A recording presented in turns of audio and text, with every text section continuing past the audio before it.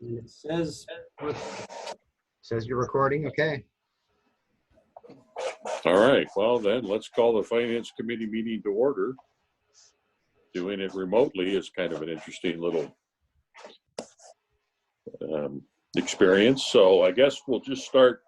I'm going to have to admit my printer is crunching away in the background with 168 pages of the agenda. I read it online and forgot until Rob reminded me a few minutes ago that with my system here, I don't seem to be able to look at what's going on my computer, along with looking at your face and talking to you. So I don't have the sales tax report in front of me, but that's the first thing on the agenda. So no, I guess it's your show.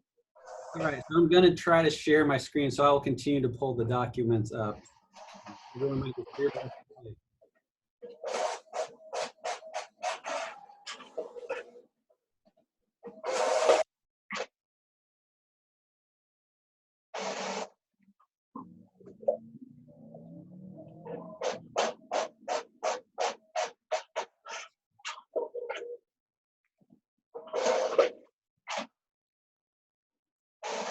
I seem to have lost the sound here.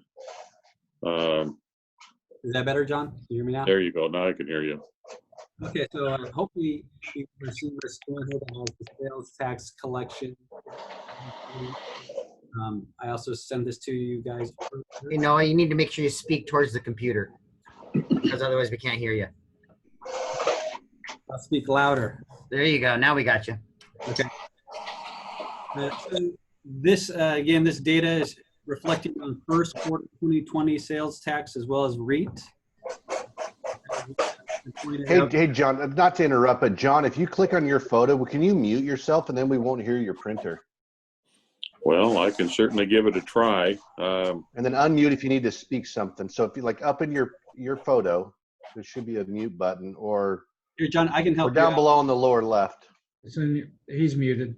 There, I muted you, John, so if you want to unmute, just give a little wave, and then I'll unmute you. There we go. That did help. Thank you. So what we can see from our sales tax data is that first quarter is actually doing very well for 2020. We are about 4% above our actuals collections of 2019, and we're about 10% over our budgeted for first quarter 2020.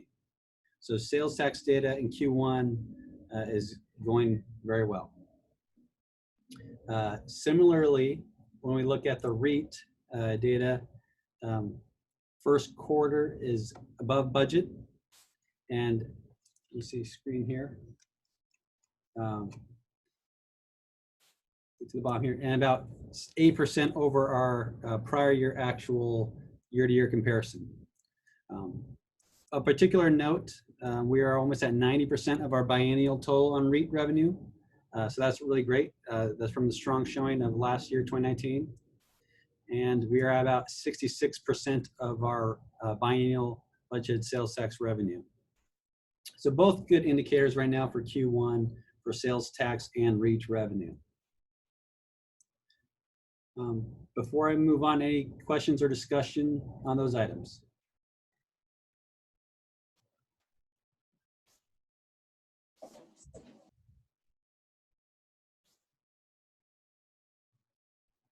Shall I move on?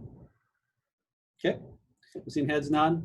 I'm going to, I didn't necessarily think I needed to completely review the quarterly report. I was hoping more to use as an opportunity for you guys. If you had any questions on that report, happy to answer them now. Again, I think what's important is that in this quarterly report, we are not seeing a current impact of the shelter-in-place governor's order due to the timing of sales tax collections by the state. We're anticipating seeing some impact in late second quarter to early third quarter. And then depending on how long this goes forward, then it could spill out into mid to late third quarter. But the first quarter, again, for all our funds was looking really strong. Nothing of particular concern to report there. Sales tax was strong, REIT revenues were strong. Departments were under budget for 2020. And again, this report is only looking at what we had allocated in 2020. What we would normally do at this time of year, we would push any of our budgeted surplus or deficit from 2019 into 2020, and that would either expand the 2020 budget for departments or shrink it. Now, I haven't done that yet just because of COVID and some of the other analysis that we were trying to perform. I want to treat 2019 and 2020 separate for now, and then we can circle back on what that means later. So did anybody have any questions on the quarterly report? I'll pause right there. My only comment is just that the numbers that you are reporting are essentially the months that we receive it, not necessarily the months that the sales occurred in. So what you reported in March is actually January sales? Correct. Yep. Yeah, on the revenue side, that's true. And then on the expense side, expense are current through March of 31. Right. Time information. Okay. If not, let's move on to your operating scenarios. Okay. So I thought the operating scenarios were going to be the main focus of our discussion. And of course, I have a PowerPoint, or you guys have your handouts. I'm going to try to share my screen here.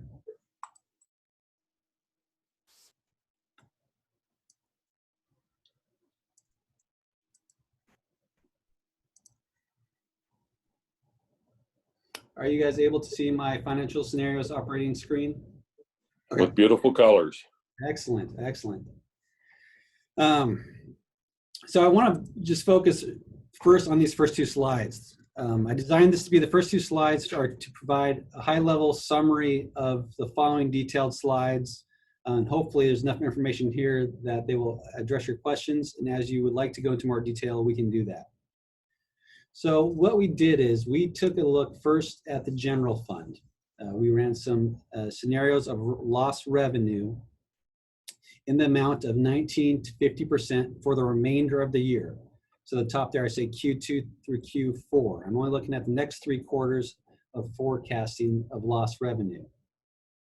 And when we ran these scenarios, if for the next 3 quarters of the year, we have 19% less revenue than we have budgeted, that would result in an ending fund balance in the general fund of $3.3 million roughly. Now, if we have a 50% loss of revenue over the next 3 quarters, we would end the general fund with $790,000. Big range, and we'll go into a little bit why the numbers are shown that way. The second piece here is ending fund balance range with projects. So directors and the mayor, we went through a list of projects that were a part of the mid-year review and mid-year biennial budget approval, but we intended on funding those projects out of our cash balances. As part of this scenario, we are pausing that whole list because we need the cash to fully fund this full year. But we did look at a few projects we did want to have go forward.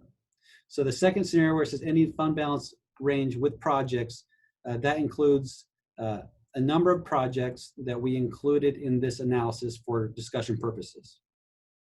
And with those projects, again, with the 19% loss of revenue over the next 3 quarters, we would end with $3 million roughly. And with that 50%, we would still close the year with $500,000 roughly for the general fund. I want to take a moment and pause and point out here that the council has previously adopted in their financial policies a cash flow target. And that's what we have identified here at the policy target of $527,000. That is a calculated number off our operating revenue for the year. So the council set a policy of 5% of operating revenue to be cash flow purposes. Now, I think the next piece of this is working capital target of expenses. one body of work that we've talked about was to revisit our financial policies and see if they still make sense, see if they're adequate. I would, after revisiting the policy on the target there, I would argue we need to change our policy in the future, that $500,000 is not enough for cash flow purposes. But we would work to a new target that's 45 days of operating expenses, or 60 days of operating expenses, or 90 days of operating expenses. So these are three future targets we might want to consider. I have them up here again just to reflect ending cash position in the general fund with these lost revenue scenarios measured against our policy benchmark that's currently in place, and also measured against potential future policy benchmarks that we would discuss that are not adopted. I think it's important too to note we've got 1.3 million right now in our reserves. And if we, without COVID, our plan was to put another 800,000 this year into reserves and that would have gotten us to that 60-day mark or a little beyond that. So I think that's, looking at this, that's where we need to try to travel to post-COVID in our policies. I have a question. That policy target of 527, you said that was 5% of the operating revenue? Yes, it's 5% of the general fund operating revenue budget. Okay, so that was my question. It's budget revenue. Yeah. Okay, thank you. Remember too, when we put this together, we had nothing, and $500,000 seemed like a lot of money. Yeah, I just wanted to make sure I understood where the number came from. You know, one thing that I think we should consider, and the difference between 60 days or 90 days, and I appreciate we're in kind of a quagmire right now we got to get out of, but if you think about it in relationship to how long we have to wait before we see any impact to the economy, i.e. 90 days, that we should probably consider that 90-day mark as a goal. Yeah, I agree as a goal. You're right. Yeah, so I think that's, again, a topic for future financial policies review, and we'll modify those. But again, those are a common benchmark. They're just not in our policies. So I think it's just helpful to kind of illustrate, where we would fall if those were our policies. So I'm gonna walk through the next couple funds, and then we can spend a little more time on the detail if you guys like. So the next fund we took an independent look at was the street fund. Again, in the street fund, we targeted different revenue sources and different percentages for specific reasons. So in that fund, we specifically looked at 27 to 29% in lost revenue for the remainder of the year. In that fund, that would end us with a balance of $370,000 on the 27% reduction end, or $345,000. Again, with that 5% operating revenue target, that leaves us $80,000 as a cash flow benchmark. Again, I argue that's not a very useful benchmark for operating a street fund. But a 45-day to 90-day, that is a more appropriate kind of cash flow level to target in the future. No, I'm sorry, but can we go back up to the general fund? Yeah. And when we look at those ending fund balances, the range there, those include our current reserve account, correct? No. No. This is general fund only. This does not include our 003, which is our stabilization account. Okay, so that's in addition. We still have that money in another pocket somewhere. Correct. And Okay. I want another assumption I'm using in these analyses is that I'm assuming that we fully expend up to our expenditure budget in all these funds. So I'm only reducing revenue. I have not reduced the expenditure side in these funds for the remainder of the year.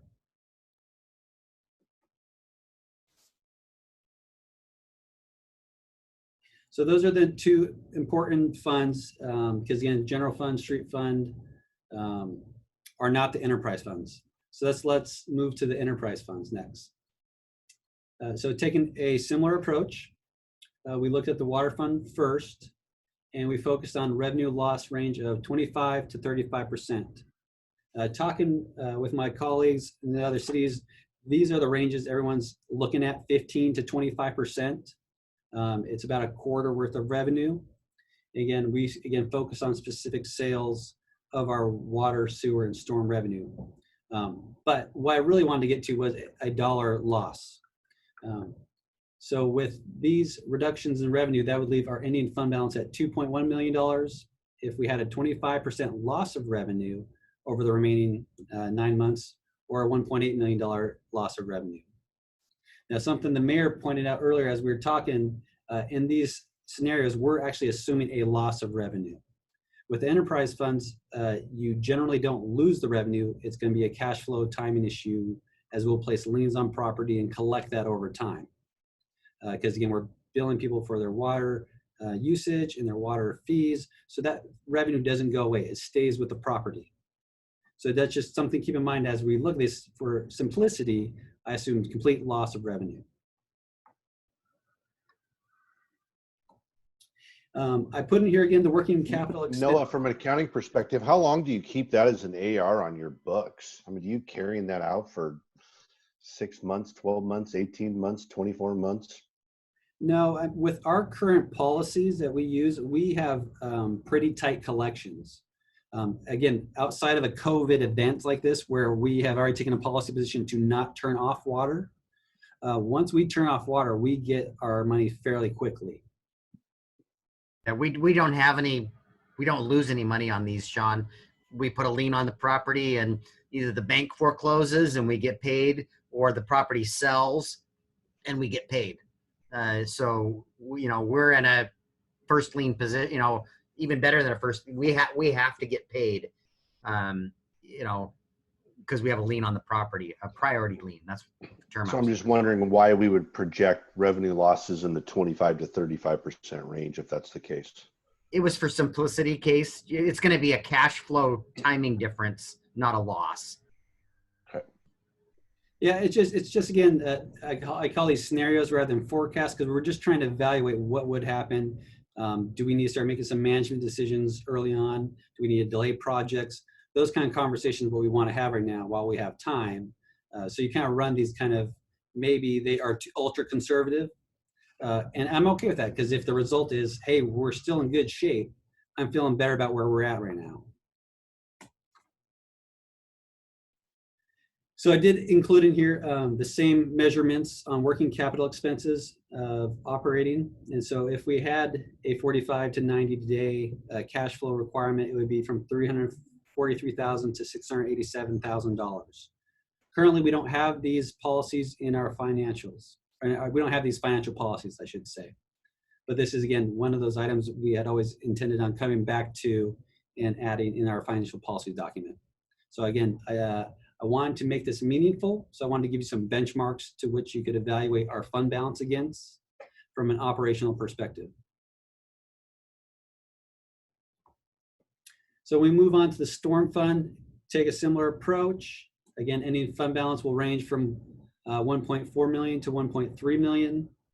Our working capital expense targets anywhere from $175,000 to $350,000 range. So again, I'm feeling fairly good that if things go really horrible, we will still have a healthy fund balance well above a reasonable target to continue to operate for the remainder of the year and then work us into the next year. The last fund, of course, is the sewer fund down here at the bottom. Same exact range of assumptions with a 2.1 balance to 1.7. This one actually has slightly higher working capital balances because it's a larger fund on the expenditure side. So that would actually require $570,000 to $1.1 million to be in the fund. But again, even with these revenue losses, you'll see that the target would be met under these conditions. So at a high level, this told me, after we kind of mined through the data, that with some, fairly conservative assumptions on revenue, assuming that all the expenses will be incurred to budget, we will still end the year with reasonably stable, healthy balances going into our 21-22 year. Again, I want to take a second to pause there, let you guys ask any questions at this level. Yeah, I think what would be interesting is if you were to run kind of these same scenarios, like on, take any of these enterprise funds, Sewer 431, right? So depending on revenue loss, 2.1 to 1.79 million, but our working capital 45, 60, 90 days. I'm assuming that's assuming, there's no additional revenue. So if we had revenue loss of, right, 20%. So I don't think these are quite Those aren't proportionate. revenue loss. Those with those 'Cause percentages. you still have the other 75% of revenue coming in. Yes, and that's what those balances reflect. With a loss of 25 to 35%, that's where we'll end with cash at the end of the year. Right, but then the working capital says this is just our expenses for 90 days. Right? Yeah, just a cash flow requirement to keep us Right, but bills. correct. But over those 90 days, we're still going to have 65 to 75% more revenue, which is going to, right? So it's not like after, let's go a better example here. Well, yeah, you're right, Sean. There's not one here, I guess, on the last slide, but we're not out of money in 90 days. No, these are just stagnant benchmark targets to what we should have available. It doesn't really reflect about the true operations of the fund. Right, because we're always, at least in these particular enterprise funds, we should always have revenue. I mean, I can't imagine that even a 50% revenue loss would be catastrophic, but. Yeah. And we made, again, when we kind of evaluate these policies in the future, we might settle on something from 60 to 120 days due to our billing cycles that they're bi-monthly, every 2 months, the revenue. So I think there's room to play with these in the future to come up with our policy. Again, I wanted to keep it clean, straightforward, to kind of give you guys an idea of operating expenses on a daily basis for a 3-month period. Yeah, and can you go back to the last slide for just a second? I want to talk about that policy so here we go. And so general fund, we have a policy target of $527,000. Is that for the biennial budget? No, that is for 2020. So the policy says 5% of your general fund budgeted revenue. Right.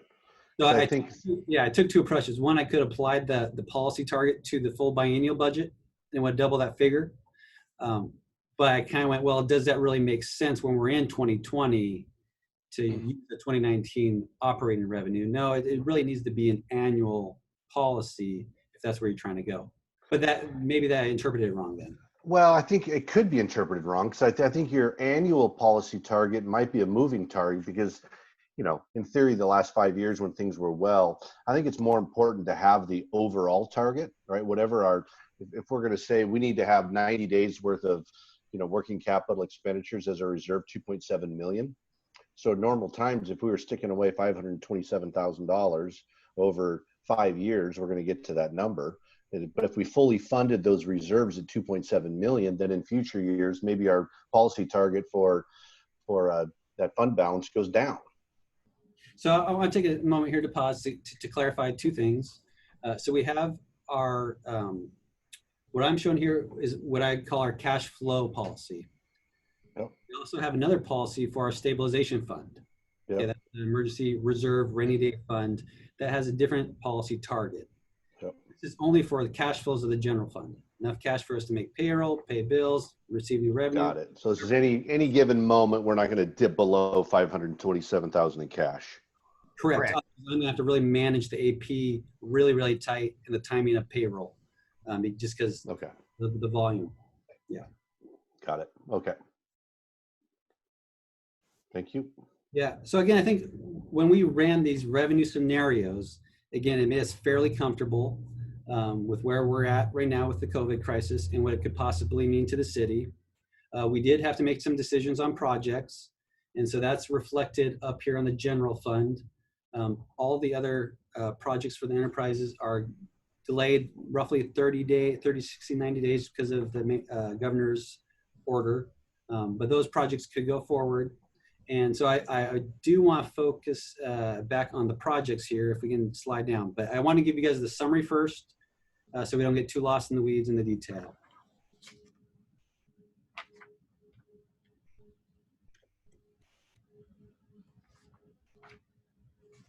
So I guess I could jump to the project conversation, or I could ask if you guys want to walk through this detail or not. Maybe I'll just put that out there. Do you guys want to do that, or jump to the projects? I'm all right to go to the projects unless somebody wants to get into this. I mean, this is pretty well self-explanatory. Good. Yeah, I hope it is. And I guess I'll just make a couple short comments.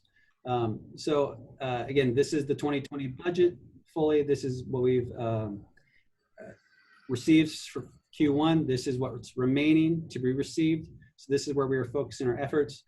On the reducing of revenues, we focused on primarily on our sales tax because it's a large portion and it's the most volatile portion of our general fund.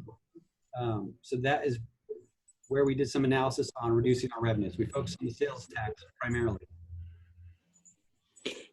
Have we had any discussions with the county about the property tax? Or how lenient are they going to be? Has the governor given any guidance on that?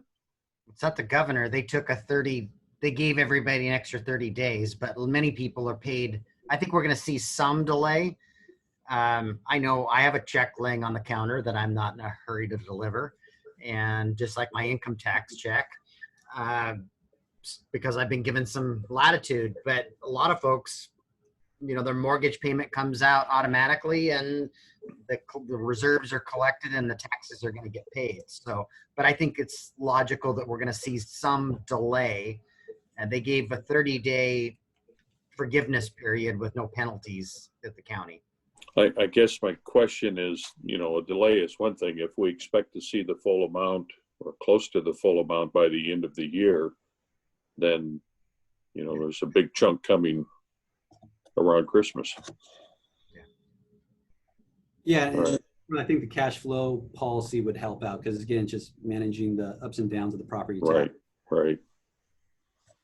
But no, we have not had any direct, at least I have not had any direct conversations with the county treasurer to see if they're going to change their policy. So at this point, we think it's just a timing issue.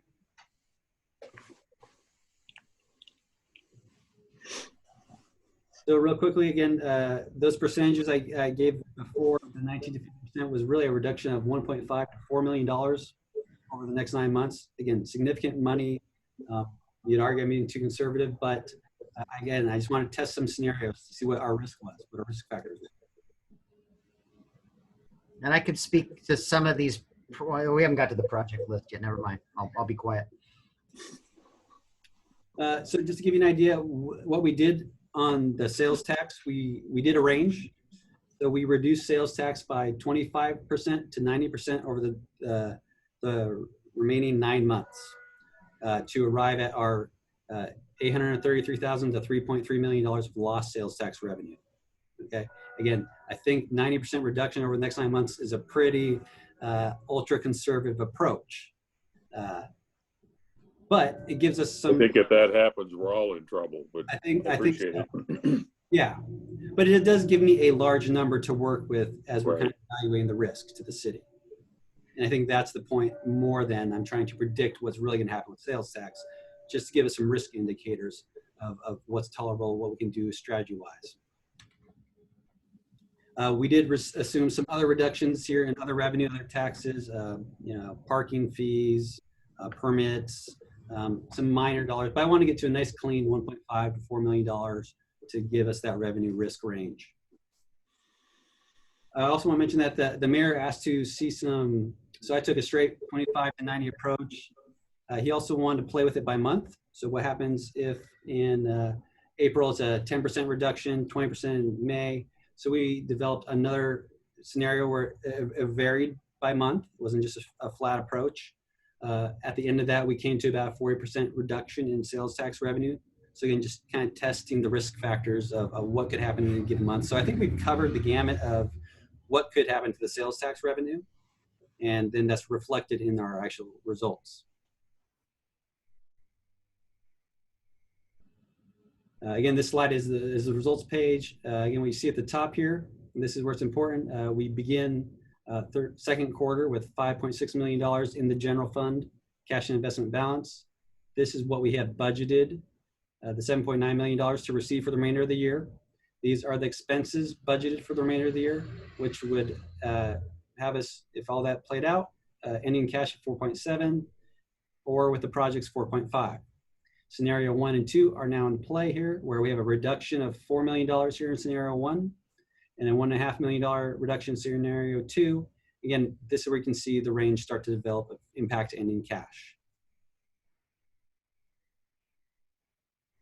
I think it's important to mention again that in these scenarios, we're taking the current cash and investment balance. So any of the savings that we earned in 2019 from savings on the expenditure side or additional revenues is all built into our beginning cash balance.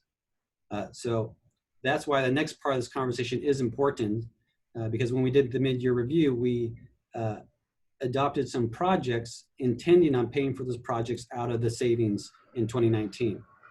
So now we've gone back and looked at those and said, hey, we're going to pause on some of those, and others we're going to go forward with. And that's where we come to the 001 non-budgeted projects to proceed.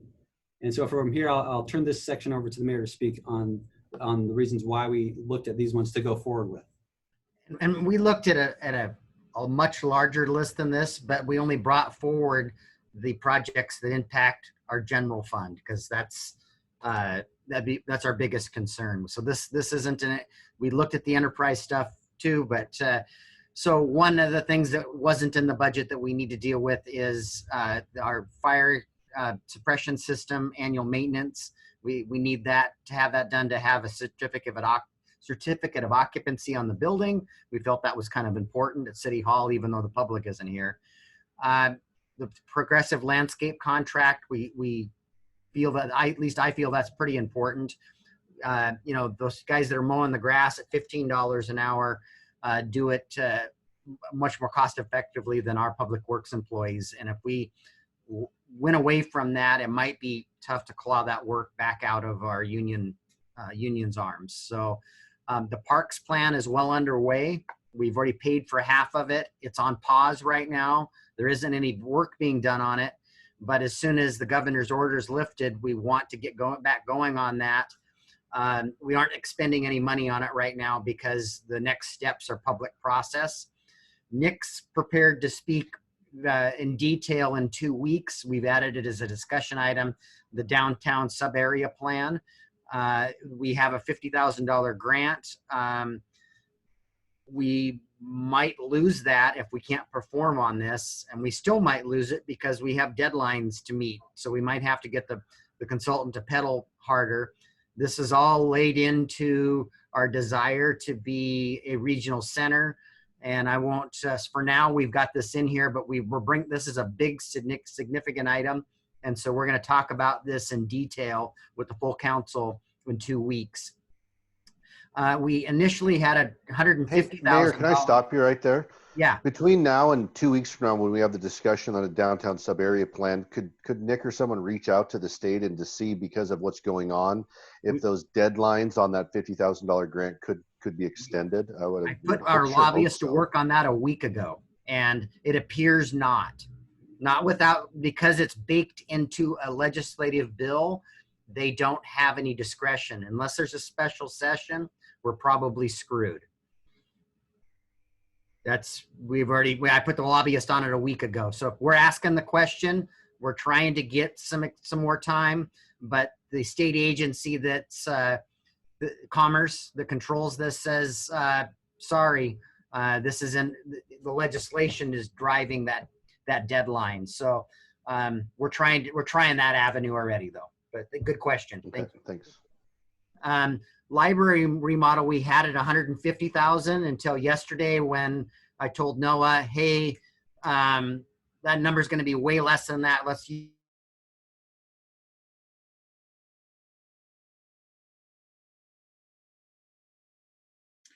So while Rob's on pause, that number, we got the bid in. The lowest bid was 62,000 for the contractor. So we're gonna have some of our time, so we may change that to 70,000 or 75,000, that's probably a better number. Okay. So then keep that in mind. If you flip back to the summary slide, you would want to reduce our fund balance by about 25,000 then.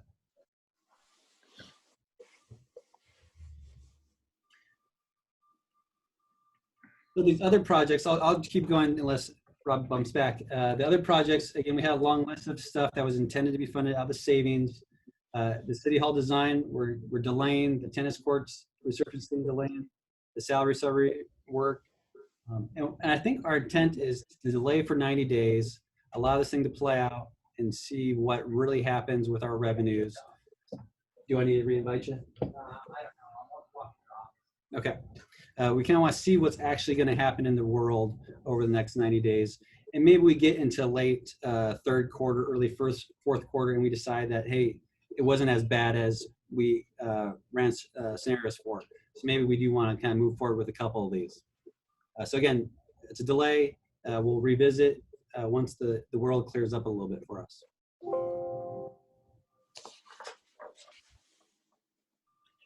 Becker, John, do you have any questions on those? Looks like we lost Sean. I don't, no. I'm here. Do you lose me? Oh, No, he's just laying back. okay. Just laying back. All right. Yeah, no, I'm fine I with was those. hoping we didn't need to add some additional money to improve Rob's Wi-Fi capability. I don't know what the problem is. He's in the city hall. I know.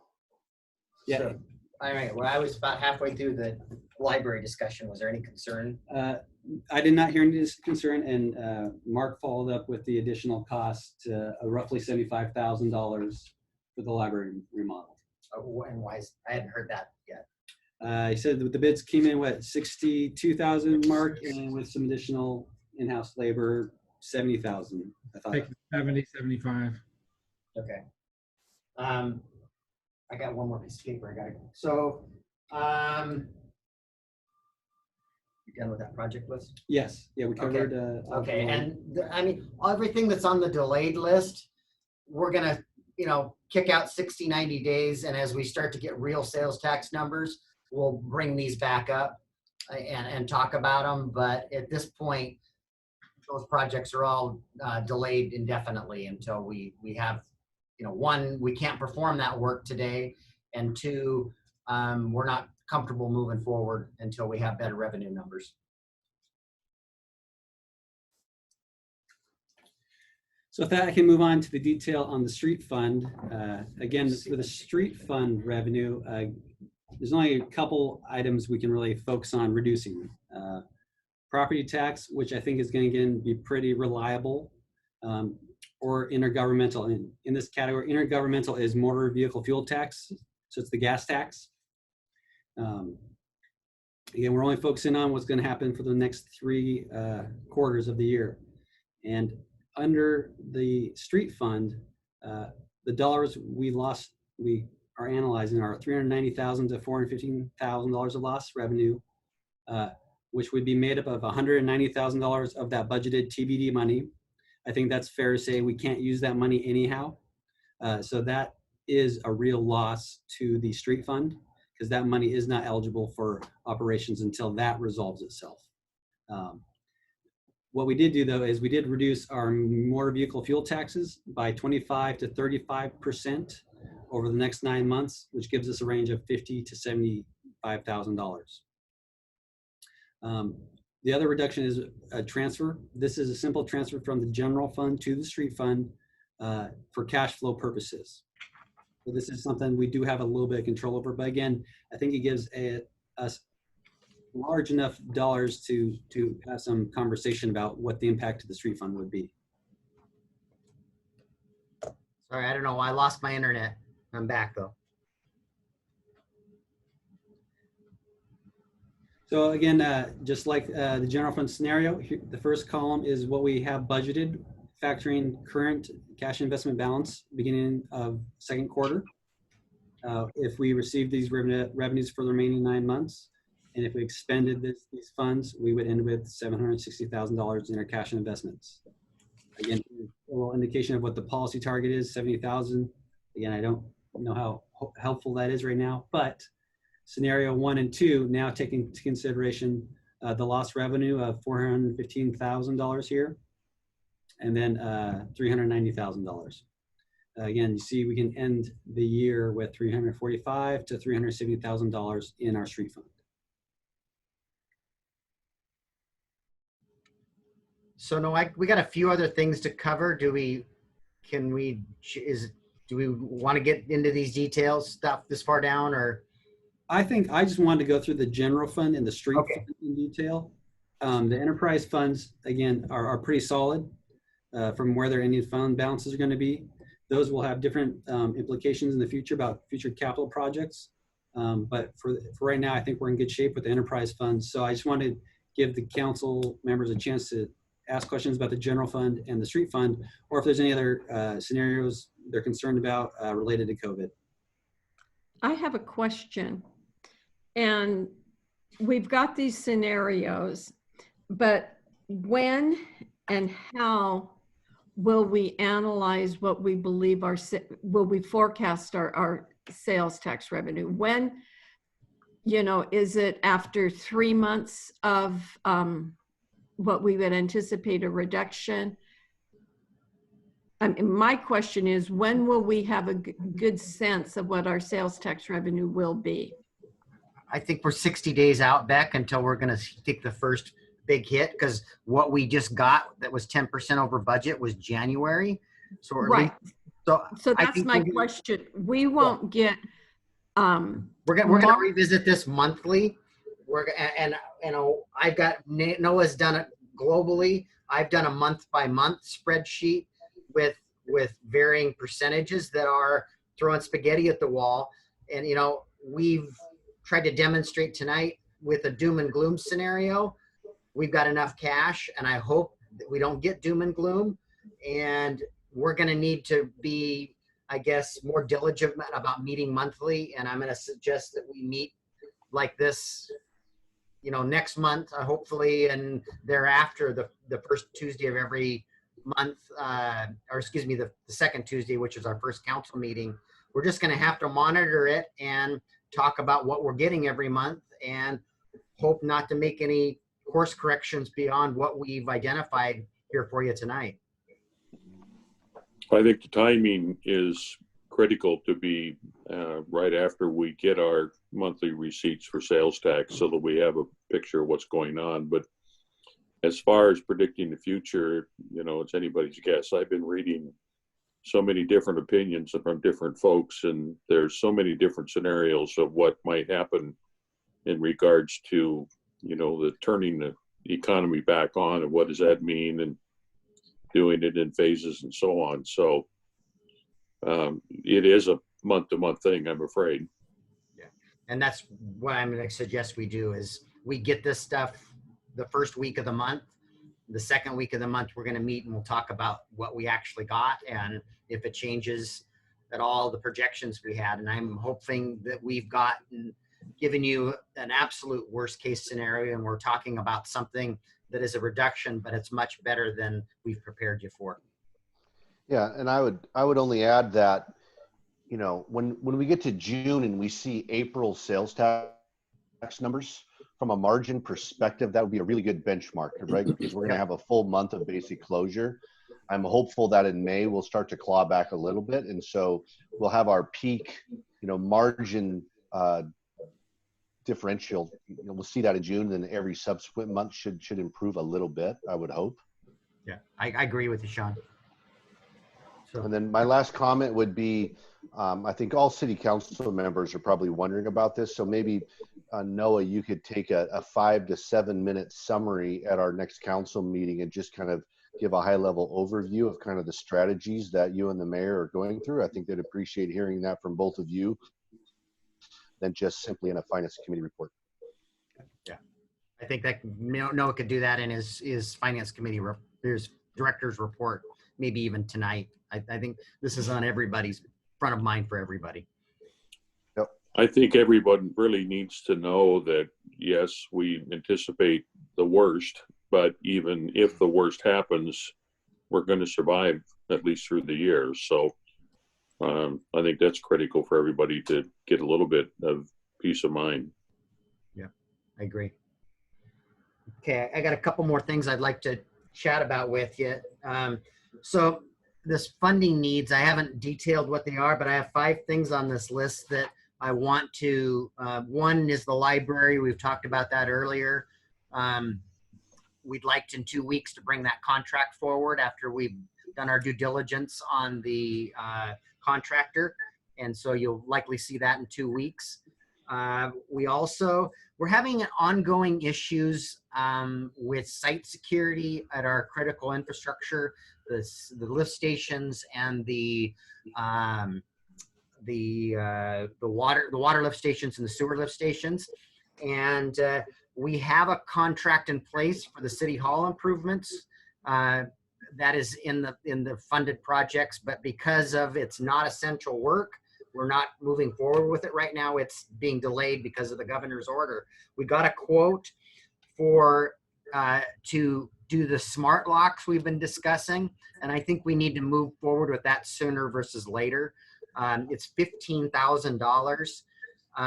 Some sabotage to one of those pieces of critical infrastructure could cost us hundreds of thousands of dollars. So you'll likely in 2 weeks see a contract proposal for that. Because it's not in the budget, we'll probably need to bring it to council. It's beyond my authority, but I think it's critical that we protect those assets. Somebody doing something to our water supply or allowing effluent to discharge someplace, sewer effluent someplace would be horrific.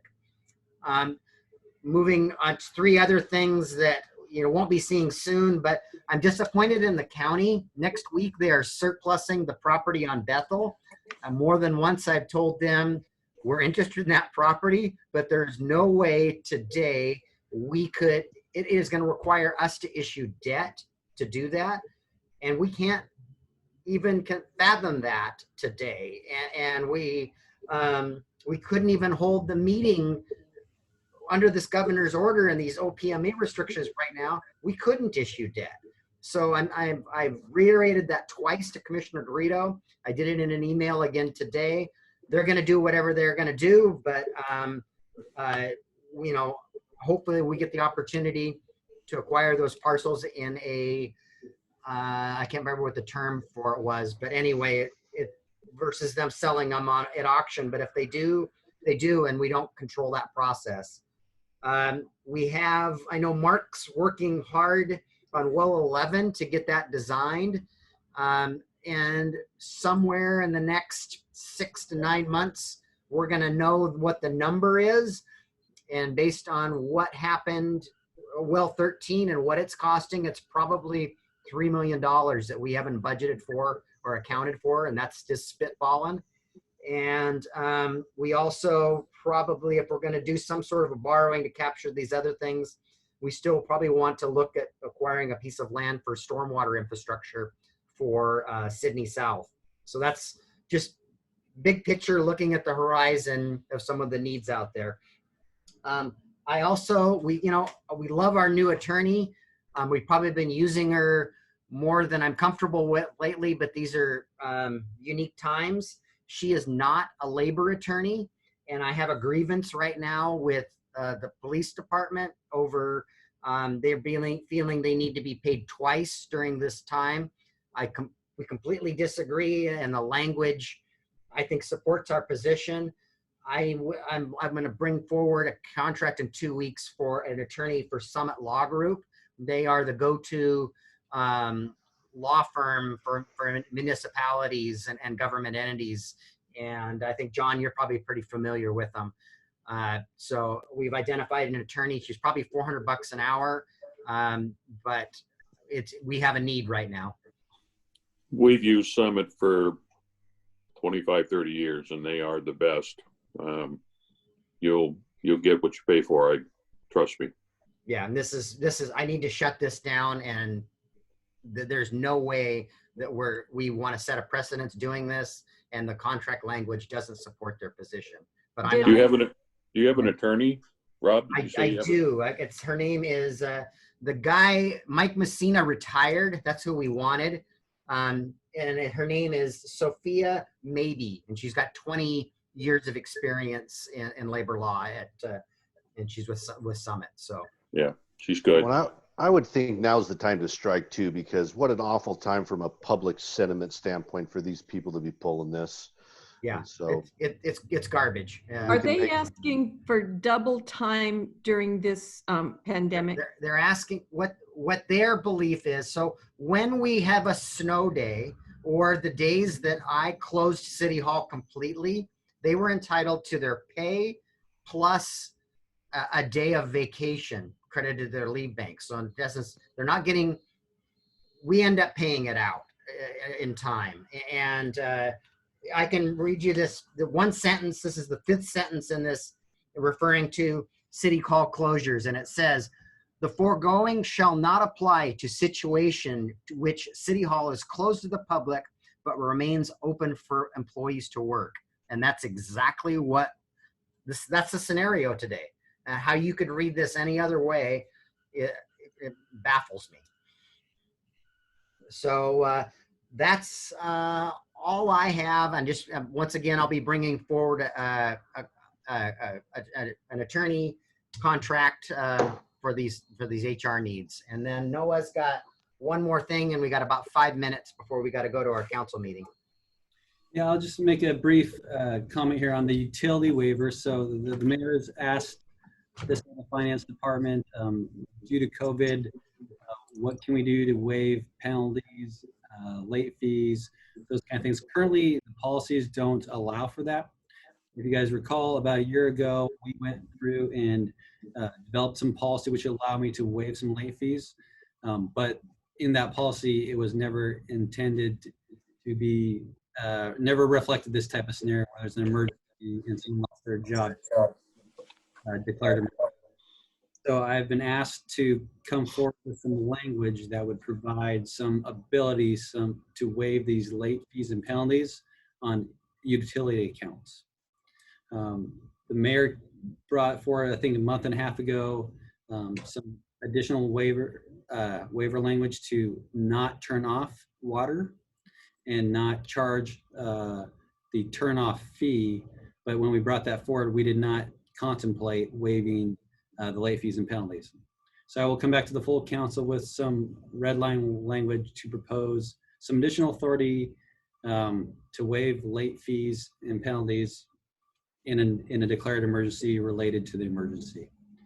We want to open it up just a little bit, but not too much, because right now the numbers don't necessarily support a whole lot of waivers. We've maybe had 5 people call or less that have said, hey, I lost my job due to COVID. Is there anything you do for penalties? Where we can, we have been helping folks. If they set up payment plans, if they call and tell us in advance, we've been trying to work with them. So we've been, for those that are being proactive, we are doing that. Most of the folks that are on the penalties and waiver list right now are our regular flyers. So they are routinely late and are routinely paying it. And there's the ones asking now, can we have it waived? So it's a little gray area, but I do know a lot of the other municipalities have already gone forward with some policy language to waive penalties and fees when it's related to COVID in these emergency crises. So I want to throw that out there, see how you guys feel about it. And I was asked to bring back some language requesting that additional authority. So one of the things important too is we're just trying to get out in front of this. We're currently reading the meters for the next billing cycle, which will have the last of those meters read by tomorrow. And so we've got another round of bills going out.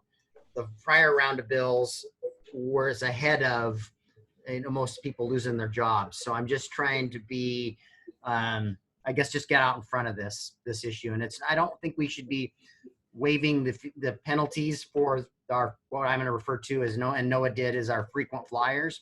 But those folks that really haven't had any payment history problems in the past, I think we need to be a little more compassionate to. Well, I think these are pretty unique times, that's for sure. And they're unique in a number of senses as far as the pandemic that we're dealing with and all the issues, as well as at least for a little bit of help that the feds are throwing towards these individuals who are unfortunately unemployed because of this. So there's a lot of things to consider. Okay, is there anything else that we need to deal with? As Rob mentioned, we've got 4 minutes until the council meeting starts. So, And I'm going to propose, I think it's May 12th is the second Tuesday in May. And I'm going to propose that's our next finance committee meeting. Maybe we were a little rushed starting at 5:30. Do we want to start at 5? Sure. 5 works fine for me. Yep. Yeah. Okay.